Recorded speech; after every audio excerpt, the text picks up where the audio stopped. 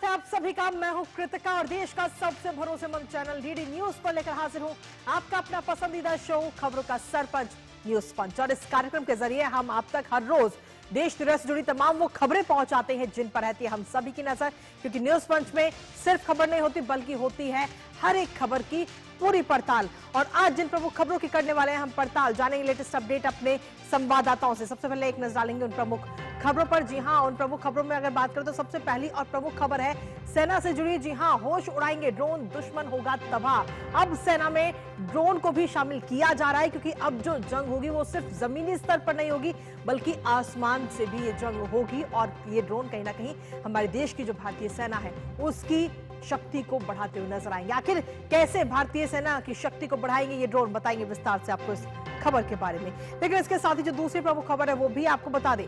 GST से जुड़ी हुई दूसरी प्रमुख खबर, जहां सीधे तौर पर कार, बाइक, ट्रक और बस अब सब कुछ ही सस्ता होने जा रहा है। तो अगर आप भी प्लानिंग कर रहे हैं कार, बाइक या ट्रक या बस कुछ भी वाहन लेने की, तो थोड़े दिन का और इंतजार, मात्र 2 से 3 दिन और इंतजार कर लीजिए। 22 तारीख से आपको इन सभी पर जो जीएसटी के दर है वो कम मिलेंगे, जिससे ये सारी चीजें, सारे वाहन जो हैं सस्ते हो जाएंगे। तो बताएंगे इस खबर के बारे में भी विस्तार से आपको कि आखिर ऑटोमोबाइल सेक्टर पर कितना पड़ेगा असर। तो चलिए शुरुआत कर लेते हैं इसी के साथ में, जहां अब हर भारतीय सैनिक की नजर होगी बाज जैसी। दुश्मन चाहे सीमा पार बैठा हो या फिर सरहद पर घुसपैठ की साजिश करे, अब कुछ भी छुप नहीं पाएगा। जी हां, सेना प्रमुख ने बड़ा ऐलान करते हुए बताया कि भारतीय सेना में हाई टेक ड्रोन अब शामिल होंगे और ये ड्रोन न सिर्फ दुश्मन पर बाज जैसी नजर रखेंगे बल्कि वक्त आने पर युद्ध का सबसे घातक हथियार भी बन जाएंगे। तकनीक और ताकत का यह अनूठा संगम भारत की सुरक्षा को नई ऊंचाइयां देगा। अब सुरक्षा की नई परिभाषा लिखने जा रही है हमारी भारतीय सेना। अब सीमा पर होगी तैनाती नई रणनीति की, जहां मशीन और जवान कंधे से कंधा मिलाकर लिखेंगे विजय की नई कहानी। यानी जंग का मैदान अब बदलेगा, दुश्मन की हर चाल नाकाम होगी और सरहद और भी मजबूत होगी। आखिर कैसे होंगे ये ड्रोन और किस तरह बदल देंगे भारतीय सेना की रणनीति, जानेंगे अपने संवाददाता से। उससे पहले आपको दिखाते हैं सेना का ड्रोन क्रांति पर सीधा फोकस। तो जी हां, आपको बता दें कि ड्रोन क्रांति पर इस वक्त सीधा फोकस है, जहां जनरल उपेंद्र द्विवेदी अरुणाचल प्रदेश के दौरे पर थे और इस दौरान उनकी तरफ से यह बड़ा ऐलान किया गया। और खास तौर पर आपको बता दें कि सेना प्रमुख ने लिकाबाली में ड्रोन की पूरी सुविधा दी की है, जहां पर ये पूरा सेंटर था और वहां पर जाकर के उन्होंने पहले ड्रोन का जायजा लिया। सेना का ड्रोन और काउंटर ड्रोन सिस्टम पर सीधे तौर पर इस वक्त फोकस है उपेंद्र द्विवेदी का। इसके साथ ही हर सैनिक को ड्रोन चलाने में सक्षम बनाना भी लक्ष्य है। यानी कि सीधे तौर पर जो सेना है, जो सैनिक है हमारे, वो ड्रोन को आसानी से चला पाए। चेन्नई, देहरादून और महू में पहले से ही ड्रोन केंद्र स्थापित है और इसके साथ ही ईगल इन द आर्म की अवधारणा पर ये ड्रोन आधारित है। लेकिन आखिर ये ईगल इन द आर्म आखिर है क्या, वो भी आपको बताते हैं। दरअसल ईगल इन द आर्म भारतीय सेना की नई सोच है और जिसको ये नाम दिया गया है। ड्रोन चलाने में हर सैनिक इसके जरिए निपुण होगा, हर सैनिक को ड्रोन चलाना सिखाया जाएगा। युद्ध, निगरानी और साथ ही जो रसद आपूर्ति है उसमें भी इस ड्रोन का इस्तेमाल किया जाएगा, जिस तरीके की आप इस समय तस्वीर भी देख पा रहे हैं। घायलों तक चिकित्सा सहायता पहुंचाने में भी ये कारगर साबित होगा। जो जरूरी सामान है, जो जरूरी उपकरण है, उन्हें पहुंचाया जाएगा घायलों तक। काउंटर ड्रोन उपायों को भी मजबूत इस समय किया जा रहा है और उसके जरिए हमारी भारतीय सेना भी मजबूत होती हुई नजर आ रही है। इसके साथ ही आपको बता दें कि दुश्मन ड्रोन से निपटने के तौर तरीकों पर भी सीधे तौर पर इस समय भारतीय सेना का फोकस है। तो अब जो जंग है वो सिर्फ जमीनी स्तर की नहीं रह गई बल्कि आसमान से भी अब जंग, और इसमें भारत की ताकत और ज्यादा मजबूत होती नजर आ रही है। आइए अब आपको दिखाते हैं सेना प्रमुख का अरुणाचल प्रदेश के लिकाबाली में ड्रोन एक्सीलेंस सेंटर का दौरा करते हुए जो खास तस्वीरें सामने आई वो एक बार आपको दिखाते हैं। तो ये तस्वीरें उस दौरान की आपको दिखा रहे हैं जब जनरल उपेंद्र द्विवेदी वहां पर पहुंचे थे और वहां पर जो ड्रोन सेंटर है वहां पर जायजा लेते हुए नजर आए कि जब ये ड्रोन भारतीय सेना में शामिल होगा तो कितनी और मजबूत होगी, इसमें क्या कुछ तकनीकें हैं, क्या कुछ इसकी सुविधाएं हैं, इन तमाम चीजों को लेकर जानकारी लेते हुए नजर आए। और ये तस्वीरें इस वक्त आपको दिखा रहे हैं।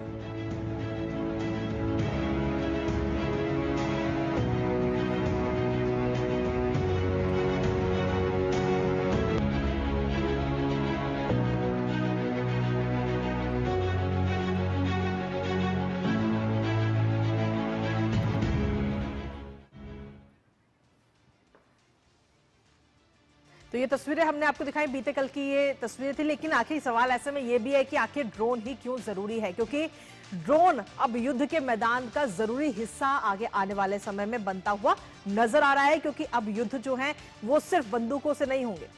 सस्ते, तेज और प्रभावी ड्रोन है ये, जो कहीं ना कहीं अपनी भूमिका अलग ही निभाते हुए नजर आते हैं युद्ध के मैदान पे। खास तौर पर दुश्मन की हर गतिविधि पर सटीक नजर इन ड्रोन के जरिए रखी जाएगी। सटीक हमले करने में भी ये ड्रोन पूरी तरह से सक्षम होंगे। सैनिकों की जान का जोखिम जो है वो भी इन ड्रोन के आने से कम हो जाएगा। और खास तौर पर जब हम बात करते हैं पाकिस्तान की, तो पाकिस्तान जैसे पड़ोसियों के लिए ये ड्रोन बहुत ज्यादा जरूरी है और इसीलिए इन्हें सेना में शामिल किया जा रहा है। लेकिन इसके साथ ही सेना में शामिल करने को लेकर सेना प्रमुख उपेंद्र द्विवेदी की तरफ से क्या कुछ ऐलान किया गया था, एक नजर उस पर डाल लेते हैं। सीधे तौर पर कल सेना इस वक्त बीते कल उपेंद्र द्विवेदी वहां पर गए थे अरुणाचल प्रदेश, और वहां पर जो पूरा सेंटर है उसको देखते हुए नजर आए, जहां जनरल उपेंद्र द्विवेदी ने ड्रोन क्रांति की बात की वहां पर, और सीधे तौर पर सेना प्रमुख ने इसकी घोषणा की थी। कारगिल विजय दिवस के मौके पर यह घोषणा सेना प्रमुख की तरफ से की गई थी। जनरल उपेंद्र द्विवेदी ने ड्रोन क्रांति की बात कही थी, और इस ड्रोन क्रांति से कहीं ना कहीं भारतीय सेना और मजबूत होगी, हथियारों से लैस होगी। हर बटालियन और हर इन्फेंट्री बटालियन में एक ड्रोन प्लाटून भी रहेगी। सैनिक जो हैं उनको ड्रोन चलाना सिखाया जाएगा, ताकि वो जब समय हो तो उस ड्रोन का इस्तेमाल हो। इसके साथ ही हर इन्फेंट्री बटालियन में एक ड्रोन प्लाटून होगी।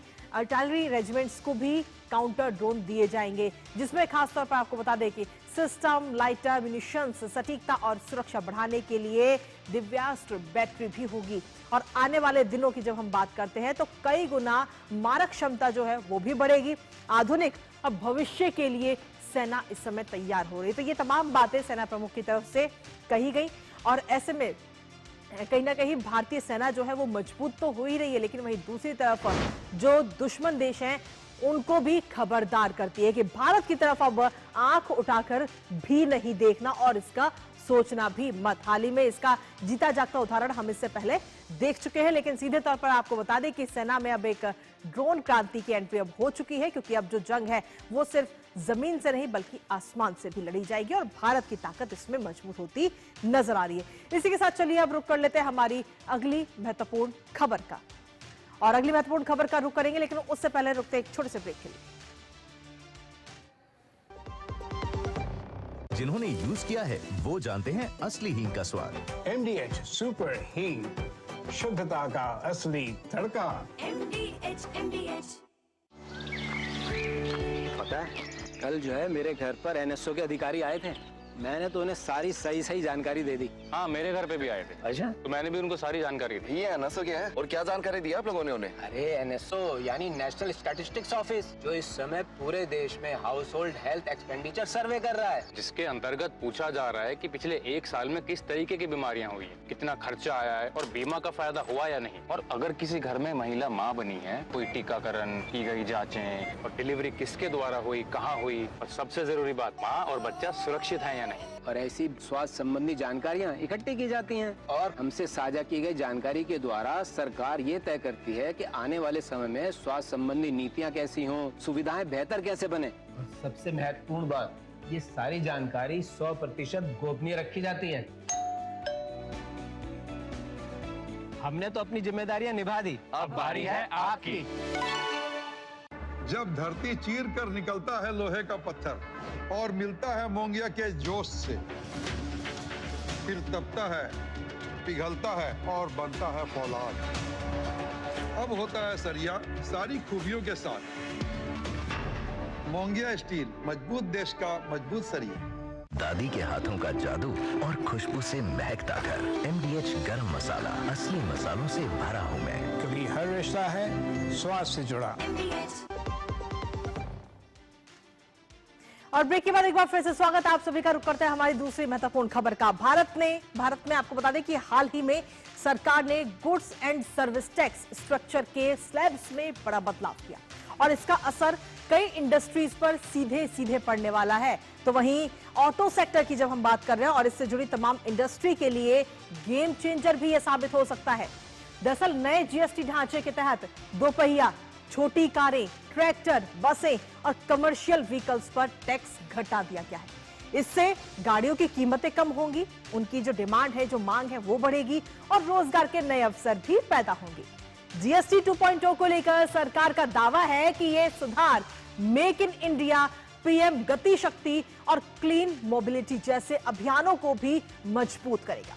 साथ ही आपको यह भी बता दें कि ये नए जीएसटी रेट 22 सितंबर यानी कि नवरात्रि के पहले दिन से लागू किए जाएंगे और इस वजह से बाजार में पहले की अपेक्षा ज्यादा बिकवाली की भी इस वक्त व्यापारी जो है वो उम्मीद कर रहे हैं।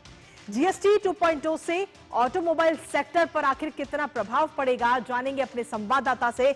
उससे पहले आपको दिखाते हैं नेक्स्ट जनरेशन जीएसटी सुधार पर आखिर प्रधानमंत्री नरेंद्र मोदी ने क्या कुछ कहा। नवरात्रि से ही देश के करोड़ों परिवार की जो जरूरतें हैं वो और अधिक सस्ती मिलनी शुरू हो जाएगी। इस बार धनतेरस की रौनक भी और ज्यादा रहेगी क्योंकि दर्जनों चीजों पर टैक्स अब बहुत ही कम हो गया है। स्कूटर, कार पर भी टैक्स कम कर दिया गया है। इसका बहुत फायदा उन नौजवानों को होगा जो अभी अपनी नौकरी शुरू कर रहे हैं। जीएसटी कम करने से घर का बजट बनाने और अपनी लाइफस्टाइल अच्छी करने में भी आपको मदद मिलेगी।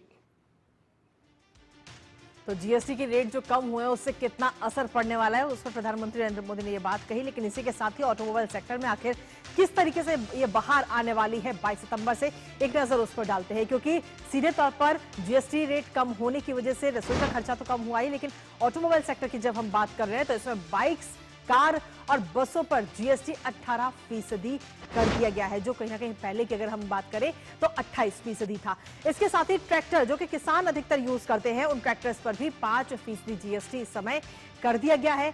सड़क परिवहन और ऑटो क्षेत्र को इसके जरिए सीधे तौर पर बढ़ावा मिलेगा और जब डिमांड बढ़ेगी, इन सब चीजों की रेट कम होंगे तो सीधी सी बात है कि डिमांड भी बढ़ेगी और डिमांड बढ़ने के साथ ही बिक्री और रोजगार जो है वो मजबूत होंगे, रोजगार सृजन होगा, अधिक किफायती बनेंगे आपके वाहन और काफी कम रेट में आप इन्हें अपने घर ला सकते हैं। इसके साथ ही जो लॉजिस्टिक की जो दक्षता है वो भी बाजार में मांग को बढ़ाएगी, प्रोत्साहित करेगी ये नया जीएसटी। तो लोगों के लिए एक खुशखबरी है कि 22 सितंबर से जो वाहन है वो अब कम रेट में आपको मिलने वाले हैं। लेकिन इसके साथ ही आपको बता दें कि जब हम ऑटोमोबाइल सेक्टर की बात करते हैं तो 3.5 करोड़ से ज्यादा नौकरियों का सृजन ऑटोमोबाइल सेक्टर के जरिए होता है। तो नौकरियों में तो बेनिफिट होगा ही, लेकिन इसके साथ ही अगर आप भी कोई वाहन खरीदने की प्लानिंग कर रहे हैं इस बार त्योहारों में तो उसमें भी आपको बचत ही बचत है। अब बात कर लेते हैं मोटरसाइकिल्स की, यानी कि बाइक्स की, कि आखिर बाइक की सवारी कैसे होगी सस्ती।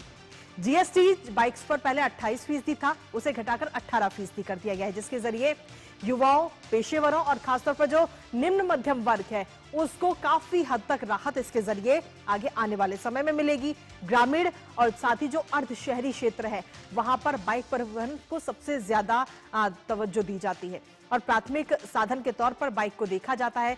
किसान और साथ ही जो छोटे व्यापारी हैं, जो दैनिक मजदूर हैं, उनको भी बाइक के रेट जब कम होंगे तो सीधा लाभ उन्हें मिलेगा, बचत जो होगी वो उनकी जेब पर जाएगी।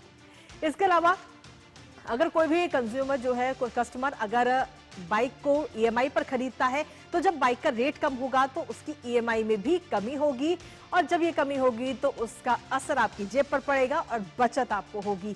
तो ये था बाइक को लेकर के। लेकिन इसके साथ ही अगर हम बात करें छोटी कारों को लेकर, जो कि हर एक परिवार चाहता है कि उसके पास में एक गाड़ी हो उसके परिवार की सुरक्षा के लिए, आने जाने के लिए, तो उसमें भी खास अंतर, क्योंकि जीएसटी पहले 28% था, उसे घटाकर 18% कर दिया गया है। कार की खरीद को प्रोत्साहन इसके जरिए मिलेगा, घरेलू जो गतिशीलता है उसका भी विस्तार होगा और छोटे शहर और कस्बों में गाड़ियों की डिमांड बढ़ती हुई नजर आएगी। अधिक बिक्री से कार डीलर, ड्राइवर और कंपनियों को भी सीधे तौर पर इसका लाभ मिलने जा रहा है। और खास तौर पर जब हम गाड़ियों की बात कर रहे हैं तो उसमें जो 1200 सीसी से कम की जो गाड़ियां हैं, यानी कि 4 मीटर से अधिक लंबी, उन और पेट्रोल इंजन कारें इसमें शामिल हैं। और डीजल गाड़ी की अगर हम बात करें तो 1500 सीसी से कम और 4 मीटर से अधिक लंबी डीजल कार भी इसमें शामिल की गई है, जिन पे जीएसटी इस समय कम हुआ है। लेकिन इसके साथ ही आपको बता दें कि बस और ट्रक के रेट भी काफी कम हुए हैं। अब बस और ट्रक की जब हम बात कर रहे हैं तो इसमें आपको बता दें कि बस और साथ ही मिनी बसों की प्रारंभिक लागत जो है वो कम होती हुई नजर आएगी। कॉर्पोरेट्स जो बसों का इस्तेमाल करते हैं अपने जो उनके यहाँ लोग काम कर रहे हैं उनको लाने ले जाने का, स्कूल का, और साथ ही जो टूर ऑपरेटर है वो भी अपनी बसों की संख्या को बढ़ाएंगे। बसों को बढ़ावा मिलने से सीधे तौर पर जो भीड़ भाड़ है और प्रदूषण है उसमें भी काफी राहत आने की उम्मीद है। देश की आपूर्ति श्रृंखला की रीढ़ ट्रक को कहा जाता है, क्योंकि ये ट्रक सीधे तौर पर जो माल को ढोने का भी काम करते हैं, सामान को इधर उधर ले जाने का काम करते हैं, और इससे माल की जो आवाजाही है वो आगे आने वाले समय में सस्ती होती हुई नजर आएगी। बसों और मिनी बसों की प्रारंभिक लागत जो है तो वो सीधे तौर पर कम होगी। तो ये तमाम अंतर होगा ऑटोमोबाइल सेक्टर पर, और सीधे तौर पर इसका फायदा पहुंचेगा आपकी जेब पर। हमारे साथ हमारे सहयोगी अजय मिश्र इस वक्त जुड़ रहे हैं। अजय, सबसे पहले बात करते हैं ऑटोमोबाइल सेक्टर के पूरे सेक्टर को लेकर, क्योंकि जब रेट कम होंगे तो वाहन खरीदने की अगर आप सोच रहे हैं तो ये सपना जो है वो भी अब साकार होता हुआ नजर आए, खासतौर पर जो लोअर मिडिल क्लास है, क्योंकि बात चाहे बाइक की हो या फिर गाड़ी की।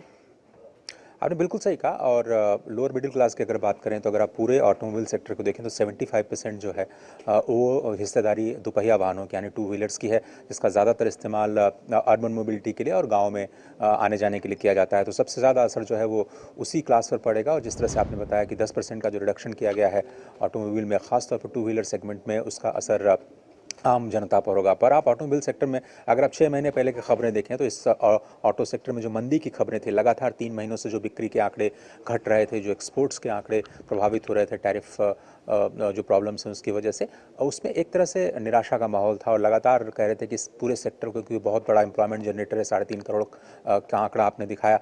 अब हम चौथी सबसे बड़ी मार्केट हैं पूरे वर्ल्ड में बात करें, हमने जर्मनी को पीछे छोड़ा है, जापान को पीछे छोड़ा है। अभी देखें आप, ट्रैक्टर के लिहाज से हम नंबर 1 है जो प्रोड्यूसर हैं। बसेस की बात करें तो हम नंबर 2 मैन्युफैक्चरर हैं पूरे वर्ल्ड में। पैसेंजर कार्स की जो लगातार डिमांड बढ़ रही है, तो ये पूरा का पूरा जो रिफॉर्म्स है वो न केवल डोमेस्टिक बल्कि एक्सपोर्ट्स को भी बढ़ावा देगा। आपने देखा एक्सपोर्ट्स में करीब पिछले साल 20% का जंप आया। तो न केवल में जो डोमेस्टिक डिमांड है बल्कि जो मेक इन इंडिया है, क्योंकि यहाँ पर असेंबली के बाद में जो एक्सपोर्ट्स होते हैं उसमें भी ज़्यादा बढ़ोतरी होने की उम्मीद है। तो एक तरह से पूरा का पूरा जो मेक इन इंडिया का जो इकोसिस्टम है उसको भी बूस्ट मिलने की उम्मीद है। एम्प्लॉयमेंट जनरेशन तो होगा ही होगा, लेकिन अक्रॉस द सेक्टर जो फ़ायदा मिलने वाला है प्राइसेस के लिए, उसके लिए तो लोग तैयार हैं और इंतजार कर रहे हैं 22 सितंबर का। अब बिल्कुल अजय, हर कोई इस वक्त जो खासतौर पर लोअर मिडिल क्लास है वो परिवार इस समय इंतजार कर रहे हैं 22 तारीख का, जब से नवरात्रि भी शुरू होंगे, त्योहारों का सीजन भी शुरू होगा, और त्योहारों में वाहन खरीदना काफी शुभ भी माना जाता है। और इसको लेकर अगर हम बात करें, गाड़ियों की जो कंपनियां हैं, चाहे मारुति सुजुकी हो या हुंडई हो या फिर अन्य तमाम कंपनियां हो, उन्होंने अपनी गाड़ियों के रेट भी कम कर दिए हैं, जो इस वक्त चर्चा का विषय भी बने हुए हैं। अजय, बिल्कुल कम कर दिए हैं। और मुझे लगता है कि औसतन आप देखें 60 से 70 हज़ार रुपये जो स्मॉल कार्स हैं और 1.25 लाख तक जो मिड सेगमेंट कार्स हैं, और मैक्सिमम 4 से 4.5 लाख जो लग्जरी गाड़ियां हैं, इतना रिडक्शन आपको देखने को मिला है। कल ही जो मारुति सुजुकी ने अनाउंसमेंट किया है उसमें जो छोटी कारें हैं उनको सबसे ज़्यादा आपको डिस्काउंट मिल रहा है। मिसाल के तौर पर अगर आप ग्रैंड विटारा ब्रीजा की बात करें तो करीब उसमें 1,12,000 का आपको डिस्काउंट मिल रहा है। करीब 90,000 का डिस्काउंट आपको डिज़ायर और बेलेनो जैसी गाड़ियों पे मिल रहा है। जो एक्सप्रेसो है उसमें करीब सबसे ज़्यादा एस एक्सप्रेसो और जो ऑल्टो K10 जिसकी सबसे ज़्यादा बिक्री होती है। अगेन जो दोपहिया वाहन का सेगमेंट है और जो एस्पायरिंग मिडिल क्लास है, जो चाहता है कि जो 2 व्हीलर से शिफ्ट करे कम से कम इसमें अपने स्मॉल कार सेगमेंट में, उसके लिए बहुत ही ज़बरदस्त ये समय है। और अगर आप इसके साथ साथ जो कंपेरेबल कॉमर्शियल सेगमेंट देखें तो उसमें भी जो कटौती हुई है 10% की, उसका भी फ़ायदा इन जनरल जो लोग वाहनों का इस्तेमाल करते हैं अपने आजीविका के लिए, अपने परिवार को चलाने के लिए, उस पर भी सकारात्मक असर होगा। चलिए, बहुत बहुत शुक्रिया अजय, तमाम जानकारी हमारे साथ साझा करने के लिए, इस महत्वपूर्ण खबर से जुड़ी हुई।